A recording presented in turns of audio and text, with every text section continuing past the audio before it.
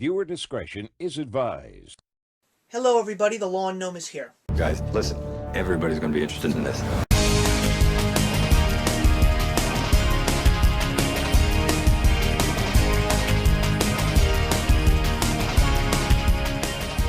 Today is going to be a very different kind of a review because of the fact that the movie that I'm going to talk about is one that truly left a real strong impression on me. And of course that is the Tom McCarthy directed film Spotlight, which is based on the true events of the Boston Globe uncovering the Boston priest child molestation scandal. And this is definitely one of these movies that will really be something you will remember when you see it. It doesn't go into all the full details of what actually happened to all of these traumatized victims, but it was definitely something that will make your eyes just open and view the world totally differently. This movie was something I was really excited to see based on the fact that a lot of people are saying amazing things, and I agree 100%. I am rooting for this movie to take home the Oscar for Best Picture. The story is amazing. I am blown away by how they really gave an accurate depiction of the field of journalism. And more importantly, what goes on in these people's heads when they try to report the news? Are they doing it for the fame and fortune? Are they doing it to make a difference? And how do they sleep at night knowing that they are uncovering layers and layers of stories that could make people's lives tainted or possibly even ruined, could possibly lead people to suicide attempts, or possibly make people feel a little better knowing that someone tried to go out there and make a difference.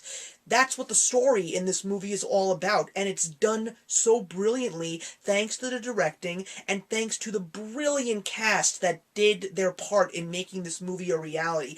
All of the performances were fantastic. Rachel McAdams, Michael Keaton, Brian Darcy James, John Slattery, but probably the two people that really were the best in my eyes were Mark Ruffalo and Stanley Tucci. And I think it was because of the fact that the two of them actually spent a lot of screen time together, and because of the fact that they were mostly together on screen, that was where they really shined as far as their acting performances in this film. I really hope that Mark Ruffalo will get a Academy Award nomination for his character, because I just really appreciated seeing him in this movie, and he was definitely the one that just wanted to uncover the truth and bring this story to the public because of how important it was.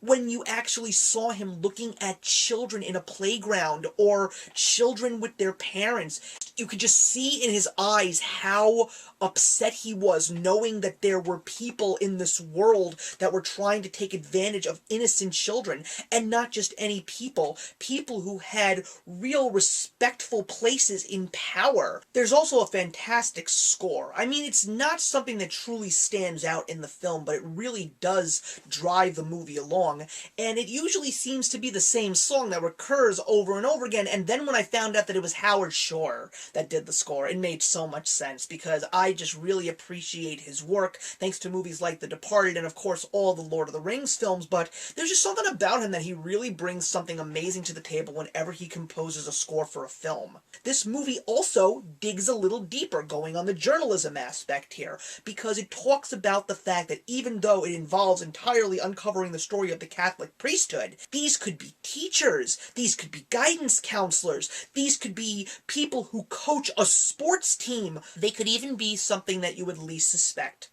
like YouTube personas. And that's why I wanted to sort of veer off topic, just because of the fact that these were the thoughts that were in my head when I left that theater. It reminded me of some of the reasons why I do what I do here on YouTube. Because even though I know a lot of you are relatively new, even some of my friends here on YouTube were people that weren't making videos when this happened, but about 2 years ago, there was a sexual abuse scandal right here on YouTube. And it was the same concept. People in power taking advantage of innocent people because they believed that with all of these people that thought that they were godly, they were able to do whatever they could possibly do and get away with it.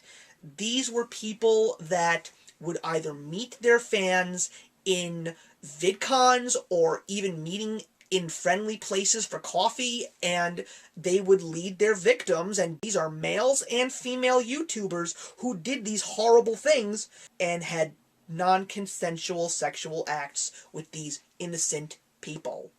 And there were so many people in the YouTube community that lashed out against these horrible people and said, we are not going to take this. This is not something that you think that you're just going to be able to get away with. These are things that you are never going to forget. We're going to remind people that you all did horrible things. And the people that did make the difference to call them out were famous faces like Lacey Green, the Vlogbrothers, and Charlie Is So Cool, like, just to name a few. If you search for these types of videos on YouTube, you will be able to find some of these archived videos of all these people that were trying to put a stop to this horrible event that took place in what's supposed to be a peaceful community. And that is why I made a video a while back talking about this and explaining that I wanted to make a difference and bring positivity back to the community. And Spotlight brought all of those feelings back to me. You're just going to walk out of the theater and you're going to feel like you have changed, because before the credits are about to roll, something happens that will just blow your mind. It has nothing to do with the movie itself, so I don't consider it a spoiler. And I know that there were other people who reviewed this movie who talked about it, but there's a couple of pieces of print that show up on a black screen, and they just basically talk about all of the events. But then there's a list of locations where these kinds of sexual assault and molestation acts took place throughout the Catholic priesthood.